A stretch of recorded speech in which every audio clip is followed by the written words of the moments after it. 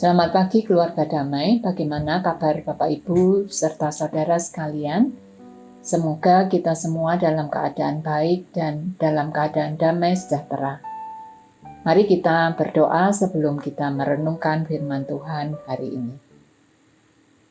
Bapa yang di surga, sumber damai sejahtera kami mengucap syukur untuk hari baru pemberian Tuhan. Kembali kami akan merenungkan firman Tuhan. Kiranya Tuhan memampukan kami untuk mengerti firman-Mu, menyimpan firman-Mu di dalam hati dan pikiran kami, dan Roh Kudus Tuhan yang menolong kami untuk melakukannya. Di dalam nama Tuhan Yesus kami berdoa dan mengucap syukur. Amin. Renungan Samas hari ini saya beri tema hidup dalam damai sejahtera. Sedangkan bacaan yang akan kita renungkan dari kitab Yohanes 16 ayat 25 sampai 33. Diharapkan keluarga damai membacanya secara lengkap, namun kita akan hanya fokus pada ayat ke-33 yang demikian bunyinya. Semua itu kukatakan kepadamu supaya kamu beroleh damai sejahtera dalam aku. Dalam dunia kamu menderita penganiayaan, tetapi kuatkanlah hatimu, aku telah mengalahkan dunia.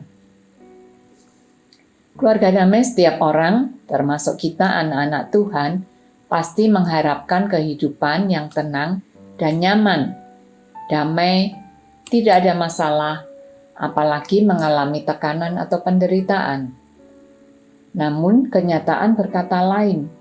Kadang atau mungkin kita pernah atau saat ini kita dihadapkan pada masalah, penderitaan, sakit penyakit, tekanan, ketidaknyamanan. Seperti kondisi kita hampir 2 tahun ini, yaitu kita semua menghadapi pandemi COVID-19. Kondisi yang membuat kita tidak nyaman, kondisi yang membuat kita hidup di dalam tekanan, karena batasan-batasan yang harus kita terima. Dan mau tidak mau, kita harus menghadapinya. Firman Tuhan hari ini yang kita renungkan, mengingatkan kita bagaimana Tuhan Yesus mengingatkan para murid-Nya di dalam menghadapi kondisi yang tidak damai.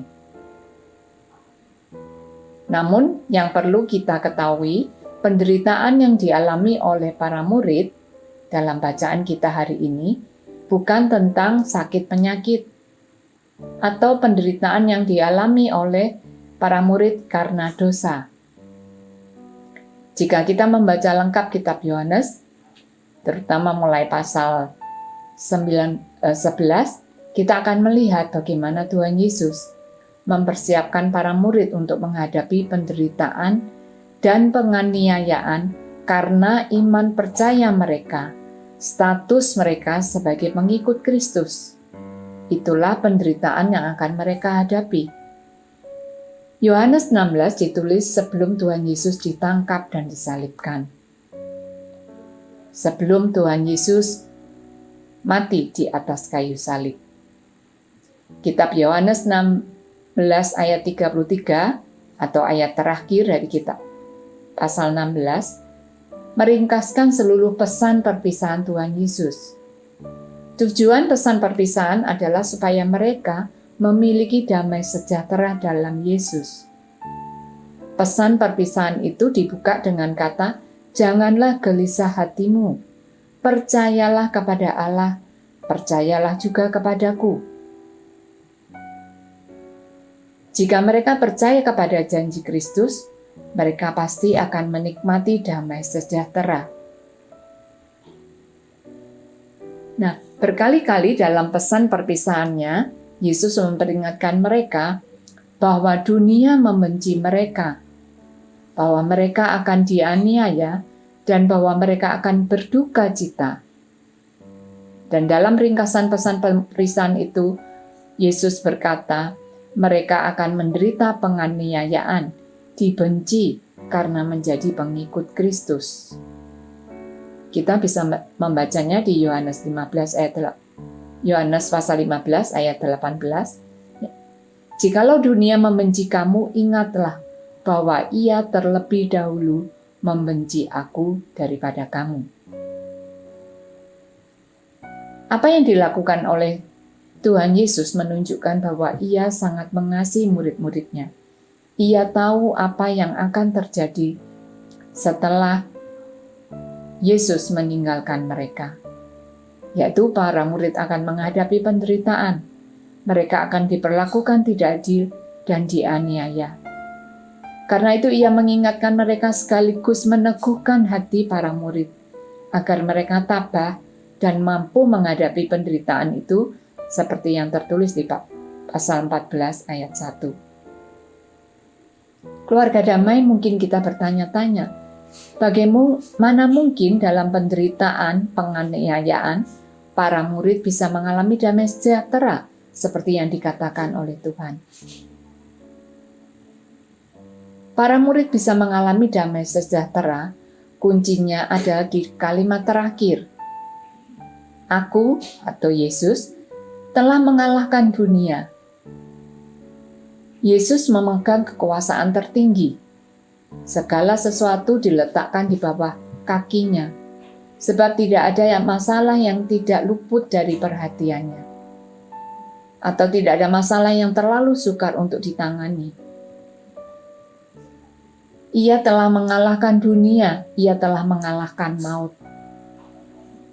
Dia memang disalibkan. Yesus memang mati, tetapi dia bangkit kembali dan pergi kepada Bapa di surga. Dan setelah ia naik, Yesus berjanji mengirimkan penolong bagi murid-muridnya, yaitu Roh Kudus yang akan menolong mereka, memampukan mereka untuk menjalani kehidupan sebagai pengikut Kristus.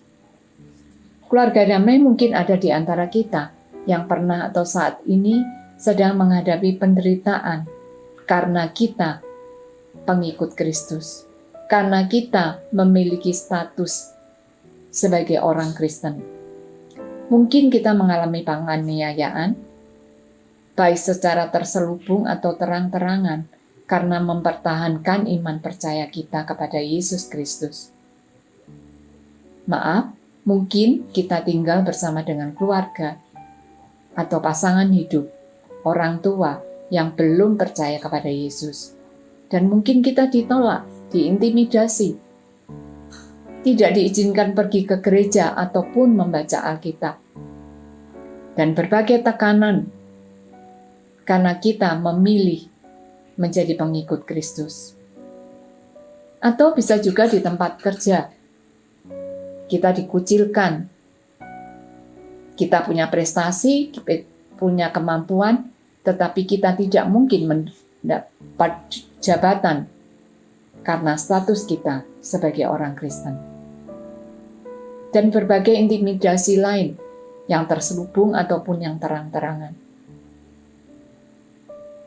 Atau kita bekerja di lembaga Kristen. Kita pun bisa mengalami penganiayaan dari saudara seiman. Ketika kita berjalan sesuai dengan firman Tuhan. Mungkin kita mendapat cibiran, bahkan dikucilkan karena kita mentaati firman Tuhan. Bagaimana sikap kita menghadapi penderitaan karena status kita sebagai anak-anak Kristus? Menangis, meratap, marah, menyesali diri tidak akan menyelesaikan masalah, atau tidak akan mengurangi penderitaan kita.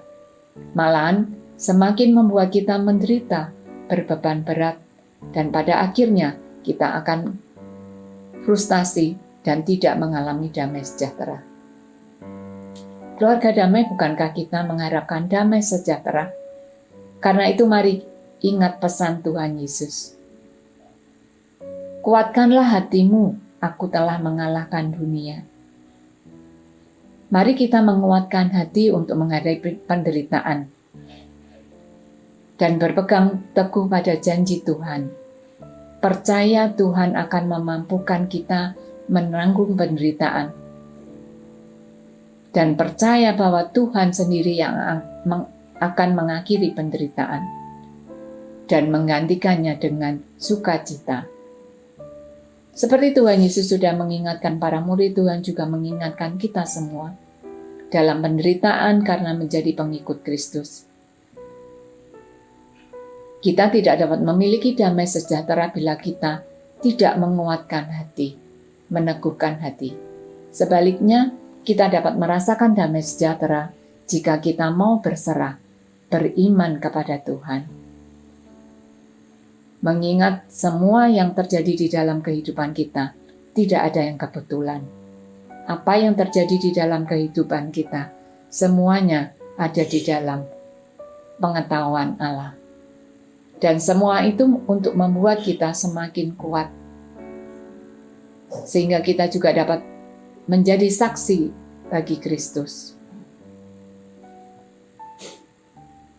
Dalam dunia kamu menderita penganiayaan, tetapi kuatkanlah hatimu, aku telah mengalahkan dunia. 1 Petrus 5 ayat 7 mengatakan, serahkanlah segala kekhawatiranmu kepadanya, sebab ia yang akan memelihara kamu. Keluarga damai, mari kita meyakini janji Allah. Mari kita hidup di dalam janji dan berpengharapan kepada Allah. Sehingga kita memiliki damai sejahtera yang dari Allah. Yesus memberikan jaminan damai sejahtera, karena ia telah mengalahkan dunia. Dan jaminan itulah yang menjadi kekuatan bagi kita, orang percaya. Kiranya Tuhan menolong kita. Mari kita berdoa. Bapa di surga, kami mengucap syukur untuk berkat firman-Mu yang boleh kami dengar hari ini. Dan biarlah firman ini boleh menguatkan kami di dalam menjalani kehidupan kami. Bahkan di saat kami menghadapi penderitaan, karena kami jadi anak-anak Tuhan, karena kami memegang status sebagai anak-anak Tuhan. Tuhan, biarlah kami boleh menguatkan hati kami, sehingga kami boleh memiliki damai sejahtera di dalam kehidupan kami. Damai sejahtera yang berasal dari Tuhan. Terima kasih Tuhan, kami mau serahkan seluruh kehidupan kami. Biarlah kami boleh meletakkan pengharapan kami hanya kepada Tuhan. Kami menyerahkan seluruh aktivitas kami sepanjang hari ini, sepanjang minggu ini, kiranya Tuhan menolong dan memimpin kami. Dan biarlah kami boleh menjadi saksi bagi kemuliaan nama Tuhan.